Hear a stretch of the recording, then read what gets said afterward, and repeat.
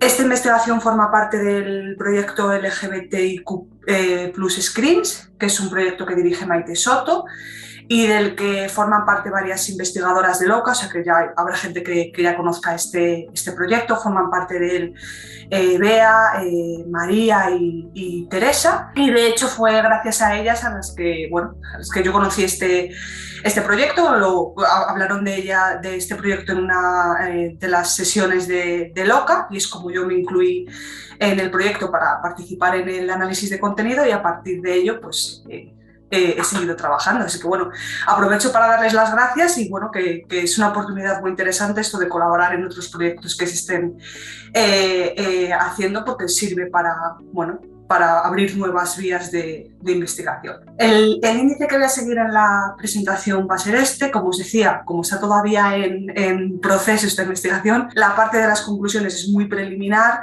y algunos aspectos pues todavía tenemos que trabajar en ellos. El contexto del que parte esta investigación, el contexto social, es alrededor de la transfobia.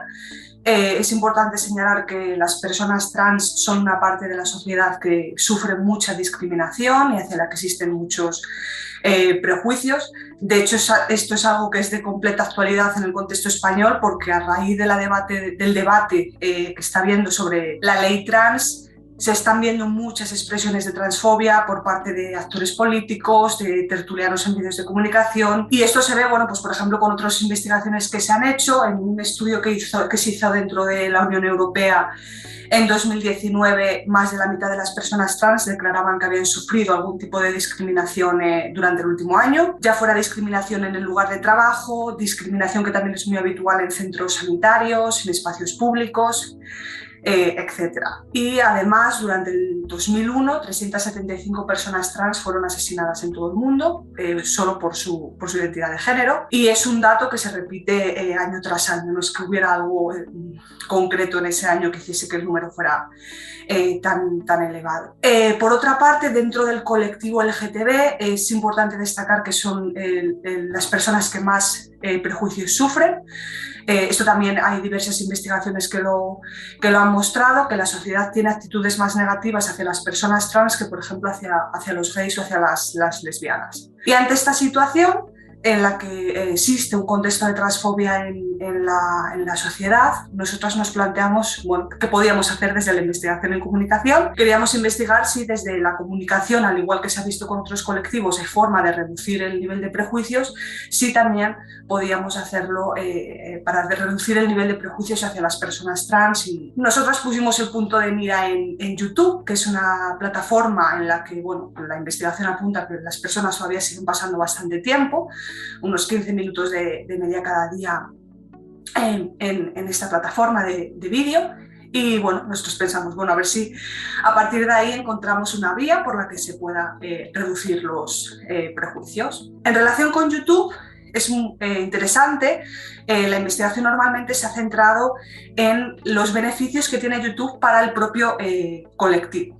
Se ha demostrado que son espacios muy positivos para las personas del propio colectivo, porque ante la falta de referentes que suelen tener en su entorno social y en los medios de comunicación tradicionales, en YouTube es donde encuentran, y en otras redes sociales, pero es donde encuentran personas que tienen historias de vida similares, que han vivido procesos similares, y para ellos, para ellas y para ellos es muy útil para el aprendizaje. Esto ya lo ves en los comentarios. Hay muchísimos comentarios de otras personas trans o de otras personas del colectivo en las que les agradecen mucho los contenidos porque les ayudan mucho a entender el proceso que están viviendo, a no sentirse a lo mejor solas, a resolver dudas. Pero lógicamente, a partir de, además de esta, como si dijéramos, esta visión que vemos en los comentarios, hay mucha investigación que ha demostrado esto de lo que estoy hablando. Por ejemplo, esta frase que está tomada del estudio de Selquirol en 2020, en este caso era un estudio cualitativo en el que habían hecho entrevistas en profundidad con adolescentes trans para investigar cómo utilizaban las redes sociales para encontrar apoyo social, y uno de ellos decía que cuando veía estos vídeos de este youtuber trans, para el endogrupo, para lo que son las personas trans, estos contenidos son muy útiles. Pero nosotros lo que nos preguntábamos es si estos contenidos también podrían tener alguna utilidad para el exogrupo, es decir, para las personas cis. Si estos contenidos podrían ayudar a reducir prejuicios y a reducir transfobia. Y de ahí surge lo que es la pregunta principal, si podríamos reducir la transfobia mediante la exposición a youtubers trans. El marco teórico en el que se sustenta esta investigación pues parte de dos teorías principales. Por una parte la teoría del contacto y por otra parte la teoría de persuasión narrativa, que ambas son teorías que se han utilizado mucho en las investigaciones que se hacen en el OCA.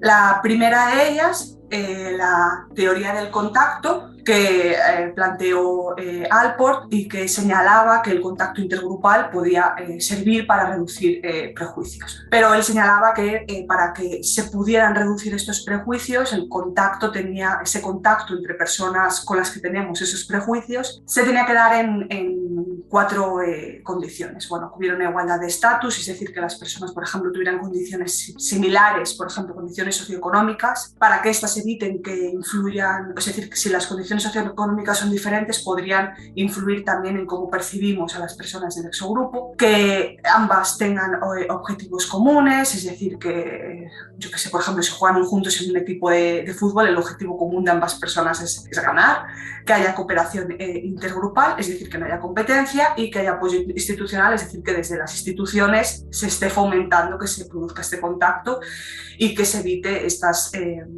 prejuicios y estas desigualdades. Años después, esta teoría del contacto se lleva a los medios de comunicación y se plantea que el contacto a través de los medios podría ser tan útil como el contacto en la vida real. Esta interacción serviría también para reducir el prejuicio. Este sería lo que sería el contacto intergrupal, mediado porque se produce a través de los medios en vez de en la vida real. La investigación previa que se ha desarrollado ha demostrado que el contacto mediado con personas del exogrupo puede reducir el prejuicio, y estas investigaciones se han realizado, bueno, ya lo conocéis algunas de ellas, se han realizado, por ejemplo, con inmigrantes, con refugiados, con personas con SIDA, con personas con enfermedades mentales, con gays y lesbianas. Por lo tanto, ya se han hecho investigaciones sobre el contacto intergrupal mediado con personas del colectivo LGTB, pero normalmente siempre se han centrado en gays y lesbianas. Pero, sin embargo, prácticamente no hay estudios sobre el efecto del contacto intergrupal mediado en las actitudes hacia las personas trans. Y los pocos estudios que se han hecho se han focalizado normalmente solo en las mujeres trans. Hay muy pocos estudios acerca del prejuicio hacia hombres trans, porque normalmente si se ha hecho algo, que hay muy poquito, cuando se ha hecho se ha focalizado simplemente en las mujeres trans. Por eso en esta investigación incluimos tanto a mujeres como a hombres trans, pues para ver cómo el contacto mediado puede influir. La segunda base sobre la que se asienta este proyecto es la persuasión narrativa. Siguiendo esta teoría que ya conocéis ampliamente, se ha demostrado que los contenidos mediáticos, los productos de entretenimiento y las narrativas, pues por ejemplo una película, tienen poder persuasivo para poder cambiar actitudes y comportamientos. En cualquier caso, la literatura sobre persuasión narrativa suele mencionar además los procesos psicológicos que explican esta influencia. Nosotros en esta investigación nos hemos centrado en el transporte narrativo y en la empatía. Otras veces lo más habitual es el transporte narrativo y la identificación con el personaje, pero en este caso hemos utilizado únicamente la empatía y no la identificación. Con respecto al transporte narrativo, este transporte narrativo se da cuando vemos una película o leemos una historia y nos metemos tanto en la trama de esta película o de esta narración que nos están contando que nos olvidamos de lo que está ocurriendo alrededor, nos metemos completamente en lo que está pasando en la historia. Y la investigación lo que ha mostrado es que este transporte narrativo tiene un poder, dijéramos, un poder para reducir los prejuicios, es decir, sería el mediador entre ese contacto mediado que se produce y la reducción de prejuicios. Cuanto más transporte hay, más se reducen. En segundo lugar, la empatía. Nosotros en concreto hemos medido estas dos dimensiones, la empatía afectiva, que es compartir la experiencia emocional, y la empatía cognitiva, que es asumir el punto de vista de la persona. Y en este caso la investigación también ha demostrado que la empatía hacia una persona de un grupo estigmatizado, es decir, hacia una persona concreta del exogrupo, va a hacer que mejore la actitud hacia el grupo en general. Por lo tanto, la empatía en este caso actuaría como mediador entre ese contacto intergrupal y la reducción de prejuicios. Cuanto mayor sea la empatía, mayor va a ser la reducción de prejuicios. Y luego, bueno, simplemente hay algunas investigaciones previas que han mostrado que el transporte narrativo predecería a esa empatía, de forma que sería una variable mediadora también. Con respecto a las variables moderadoras que nosotros hemos tenido en cuenta en este estudio, nos hemos parado a partir de ello en dos cuestiones que considerábamos que iban a ser importantes, que son el contacto intergrupal que existiera en la realidad y el contacto mediado previo. El contacto intergrupal es que esas personas ya tengan un contacto con personas trans en la vida real. Nos interesa, lógicamente, tanto la cantidad como la calidad de ese contacto con personas trans, y el contacto mediado previo. Porque no es lo mismo una persona que ya está habituada a ver contenidos en los que aparecen personas trans, como por ejemplo en series de televisión o en películas, que una persona que nunca ha tenido ningún tipo de contacto con personas trans. Y bueno, lo que plantea la investigación es que la influencia del contacto mediado en la reducción de la ansiedad intergrupal y de los prejuicios va a ser más alta para aquellas personas que nunca han tenido un contacto previo, porque dijéramos que esta es la primera vez como que tienen esa forma de contacto. Y por último, el último aspecto que nos planteábamos era el tipo de narración que íbamos a utilizar. En primer lugar, hicimos un visionado para ver qué tipo de contenidos subían las personas trans a YouTube, e identificamos tres tipos de narraciones principalmente. Había narraciones en las que hablan de sus experiencias negativas, es decir, experiencias que han vivido de transfobia dentro de su entorno o cuando han acudido a centros sanitarios. Otro tipo de narraciones que serían narraciones positivas, es decir, narraciones en las que hablan de experiencias que han tenido trans inclusivas en su entorno, experiencias positivas en las que se han sentido aceptadas, cuando han transmitido que son personas trans. Y luego otro tipo de narraciones, un tercer grupo en el que hablan de otro tipo de experiencias, pero que no tienen específicamente nada que ver con sus características específicas por ser trans, es decir, en las que no hablan pues eso, de experiencias positivas o negativas al hablar abiertamente de que son personas trans. Al mismo tiempo hacemos una revisión de la literatura, aunque no hemos encontrado en este caso muchos estudios sobre estas diferentes narraciones, es decir, narraciones de aceptación o narraciones de rechazo. Vemos el estudio de Bresnahan, que ella hizo un experimento con sus colegas sobre narrativas para reducir el prejuicio contra musulmanes en los Estados Unidos. Y ellos testaron qué funcionaba mejor, si esas narrativas en las que hablaban de experiencias de rechazo frente a narrativas en las que hablaban de experiencias de aceptación, y lo que encontraron es que esas narraciones en las que hablaban de aceptación, estas provocaban una mayor empatía que las narraciones que hablaban de rechazo. Otro tipo de estudio más o menos relacionado lo realizaron Parabati y colegas también recientemente, y querían ver cómo estas narraciones podían incrementar conductas prosociales hacia refugiados, y comparaban una narración en la que había un final feliz versus una narración en la que había un final triste, y en este caso no encontraron que hubiera diferencias entre ambas narraciones. No cambiaba el efecto que tenía en los participantes. En el caso de las personas trans no hemos encontrado investigaciones previas que testen este efecto de narraciones en las que se habla de experiencias negativas frente a experiencias positivas, y nosotros planteamos tres tipos de narraciones negativas, narraciones neutrales y narraciones positivas.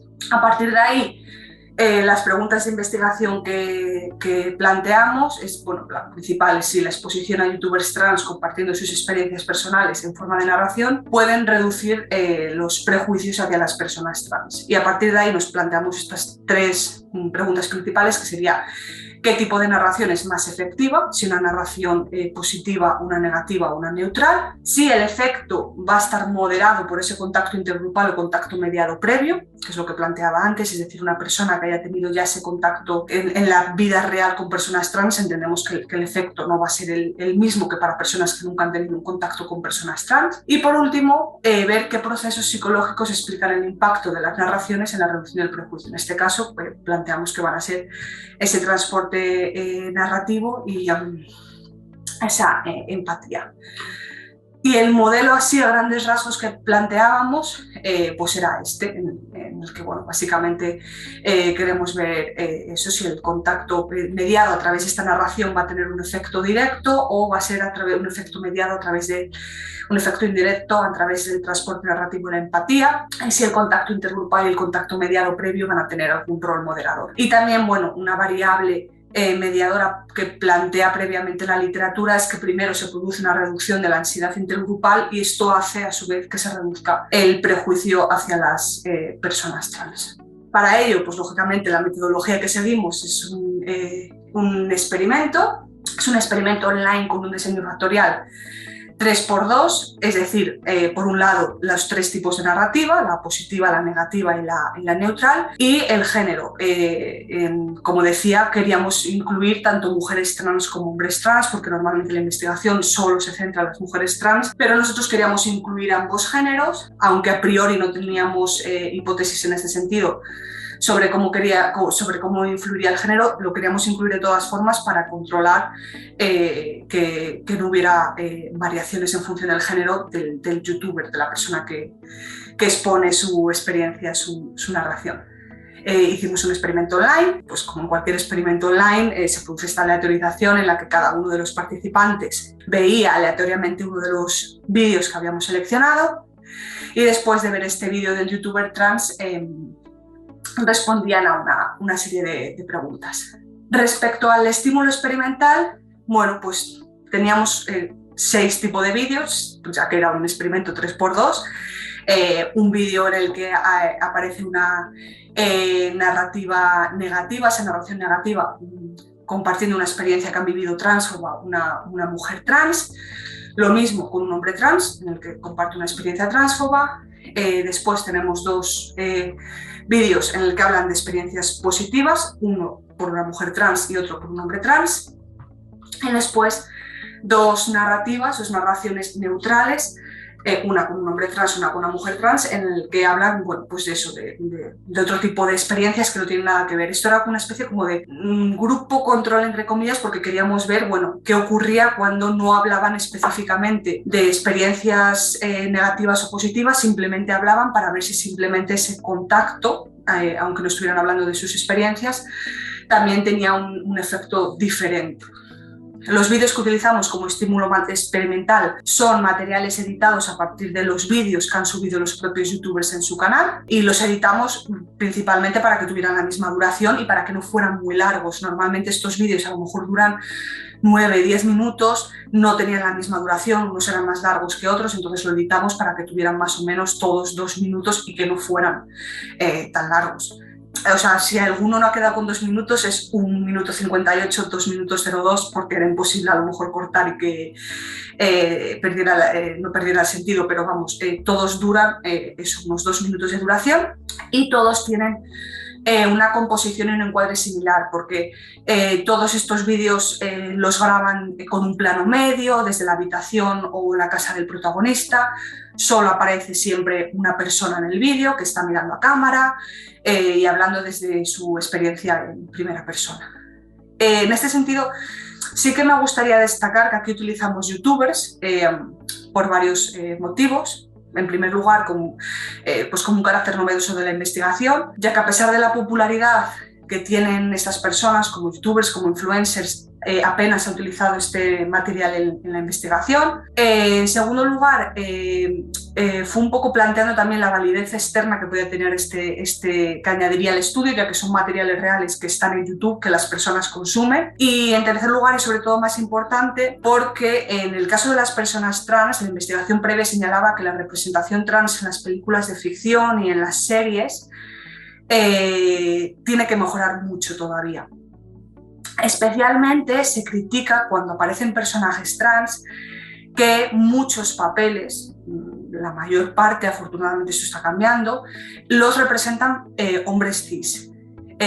Por ejemplo, en la película de La mujer danesa, el personaje principal es una mujer trans, pero lo representa un hombre cis. Y esto se critica mucho desde la investigación, porque se señala que esto lo que acaba reforzando es el estereotipo de que las mujeres trans no son realmente mujeres, y como que se está haciendo como una caricatura de las personas trans. Entonces, en este caso, pues ante la falta de esos contenidos en ficción, decidimos acudir a YouTube, donde además son las propias personas las que están compartiendo sus experiencias reales. Una vez que habíamos seleccionado, nosotros acudimos a YouTube, seleccionamos los materiales, editamos los vídeos y lógicamente hicimos un estudio piloto para comprobar que estos materiales fueran adecuados para el experimento. Hicimos un estudio piloto con 100 personas y evaluamos diferentes cosas para comprobar que los materiales fueran adecuados. En primer lugar, que el tipo de narraciones se correspondiera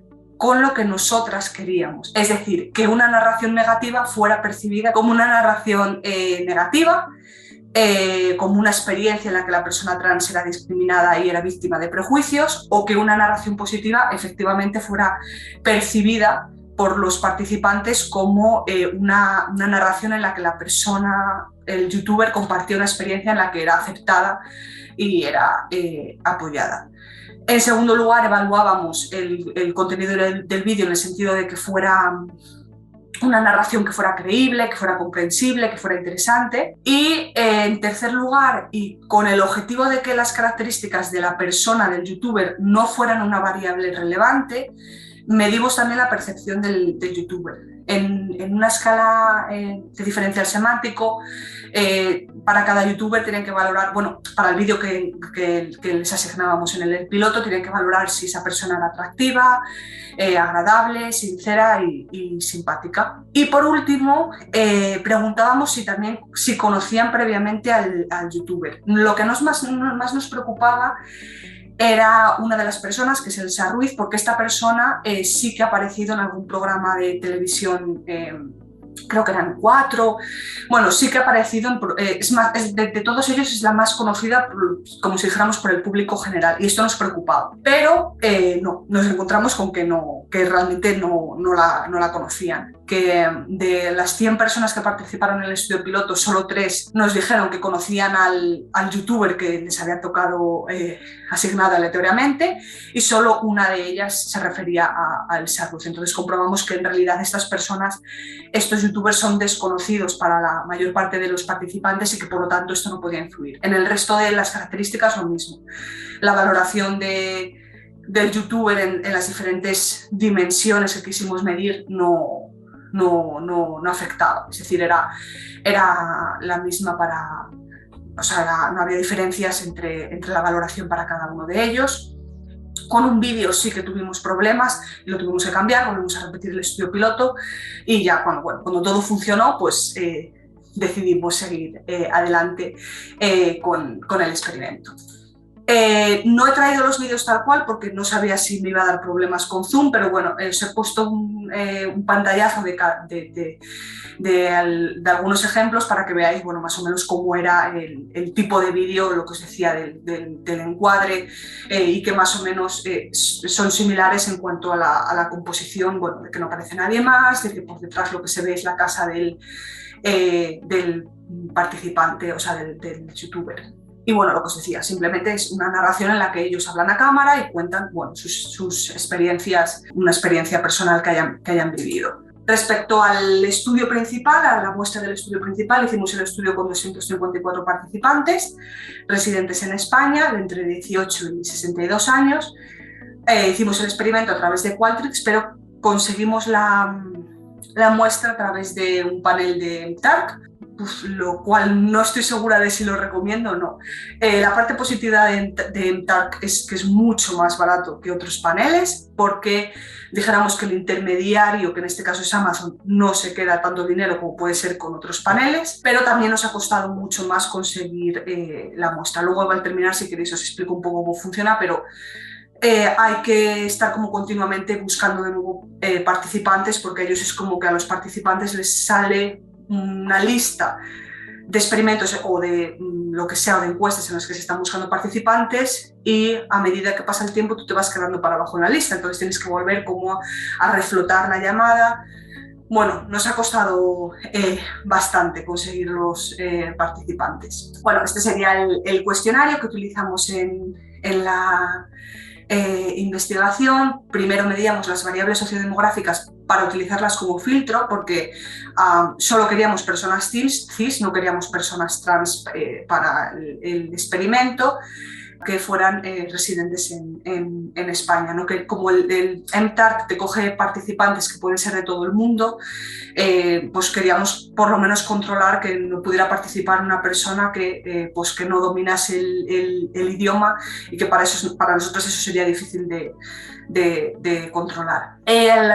Bueno, pues medimos eso. Antes de la exposición medimos el contacto intergrupal y el contacto mediado previo, y después bueno, del estímulo experimental pues ya medimos las variables dependientes y mediadoras de nuestra investigación. Con respecto a los resultados, pues lo primero que medimos lógicamente es que la aleatorización hubiera sido satisfactoria, que hubiera homogeneidad en los grupos experimentales. Con respecto a las 4 variables que considerábamos más relevantes, que es el género, la edad, la orientación sexual y el nivel educativo de los participantes, esta aleatorización fue satisfactoria, e incluimos un único ítem para la manipulación, porque como ya habíamos comprobado en el piloto que los contenidos medían lo que nosotros queríamos medir, es decir, en el sentido de que los contenidos negativos eran efectivamente percibidos como negativos, en este caso fue más que una medición de la manipulación, yo diría que era como una attention check, en el sentido de que lo que les preguntábamos era el género de la persona para ver que efectivamente habían visto el vídeo, porque era lo que realmente nos interesaba, ver que la gente no había visto el contenido sin más, y nos estaban respondiendo a cosas que no tenían nada que ver. Con respecto a los resultados, bueno, era como el modelo principal que nosotras queríamos testar. Los resultados muestran que el efecto es indirecto, el efecto de la narración es indirecto en el prejuicio, no se produce un efecto directo, sino que es un efecto mediado a través del transporte narrativo, de la empatía y la reducción de la ansiedad intergrupal. La narración que más transporte narrativo produce es la narración negativa, y a medida pues eso, que incrementa el transporte narrativo, se incrementa la empatía, y de esta manera se reduce la ansiedad intergrupal y el prejuicio hacia las personas trans. En este caso, este modelo muestra que también se produce como otro caminito directamente hacia la empatía, es decir, la narración negativa es la que más empatía produce, y esto a su vez reduce la ansiedad intergrupal y el prejuicio hacia las personas trans. A continuación testamos el mismo modelo comprobando el rol moderador del contacto intergrupal previo, pero en este caso no se produce una moderación. Lo que sí que encontramos es que el contacto intergrupal previo sí que tiene un efecto directo en el transporte narrativo. Es decir, las personas que tienen un contacto en la vida real con personas trans son las que también a su vez experimentan un mayor nivel de transporte narrativo, da igual qué tipo de narración sea. Para las personas que ya tienen ese contacto en la vida real, en todos los casos, independientemente de la narración, siempre experimentan un mayor nivel de transporte narrativo. Y lo mismo ocurre con el contacto mediado previo. El contacto mediado por sí no es moderador en ninguna de las relaciones, pero en todos los casos el transporte narrativo es mayor para las personas que tienen ese contacto mediado previo con personajes trans, que ya han visto personajes trans en la ficción o en los medios de comunicación. Por último, como habíamos introducido dos géneros, había youtubers mujeres trans y hombres trans, quisimos comprobar si el género tenía algún tipo de relación. Como decía, en este caso no habíamos planteado tampoco hipótesis previas, pero quisimos comprobarlo. Y lo que vimos es que las mujeres trans inducían un mayor nivel de transporte narrativo. Decidimos testar si había algún efecto de interacción entre el género del youtuber y el tipo de narrativa, pero los resultados muestran que no, que en todos los casos las mujeres trans generan un mayor transporte narrativo. Y de la misma forma, en ambos casos, tanto para mujeres trans como para hombres trans, la narración negativa es la que es más efectiva a la hora de producir ese transporte narrativo.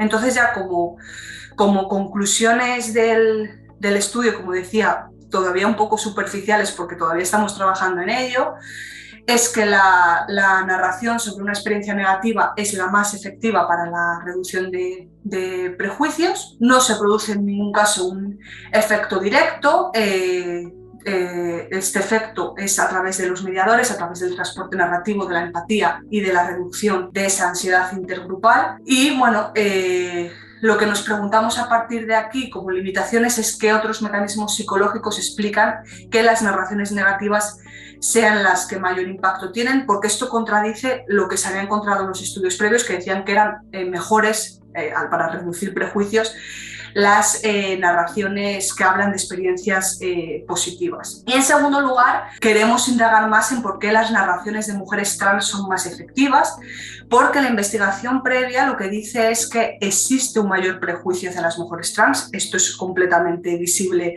hoy en día, lo que decía en todo este debate que se está generando en torno a la ley trans. Continuamente el foco está puesto en las mujeres trans y no en los hombres trans. En un primer momento nos interesó saber si sería una cuestión más como de fetichismo, pero bueno, hice ayer el análisis por comprobarlo y no hay un efecto de interacción entre el género del youtuber y el género del participante, es decir, que los hombres al final valorasen mejor a las mujeres trans, no se produce un efecto de interacción. Y en este sentido, al igual que las personas que han tenido un contacto intergrupal previo, en todos los casos tienen un mayor transporte narrativo, tienen una mayor empatía, o sea, experimentan una mayor empatía. Ocurre lo mismo con las mujeres participantes, pero bueno, esto también es algo común en este tipo de investigaciones, que las mujeres tengan un menor nivel de prejuicios hacia las personas trans que los hombres. Esto es algo de lo que ya ha hablado la investigación previa. Y ya para terminar, como línea de investigación futura que nos estamos planteando ahora, cómo continuar esta investigación, esto es algo que ya habíamos pensado al inicio, y es continuar este experimento introduciendo youtubers trans latinoamericanos, en concreto colombianos. Bueno, hemos encontrado tanto hombres trans como mujeres trans colombianas que tienen mucho contenido en YouTube, y nos interesaba ver, nos interesa comprobar qué ocurre cuando se produce esta segunda característica de estigmatización, es decir, las personas trans están estigmatizadas por su identidad de género, y nos interesa ver qué ocurre cuando las personas trans tienen un segundo elemento de estigmatización, que en este caso sería el origen de la persona, porque la investigación la continuaríamos haciendo en España. También nos interesa, que quizás sería una continuación de este experimento, hacerlo también en el contexto colombiano, tanto con youtubers trans españoles como youtubers trans colombianos, para ver también si existe, qué ocurre cuando se introduce ese segundo elemento de estigmatización. Y bueno, pues esto sería todo. Muchas gracias por vuestra atención.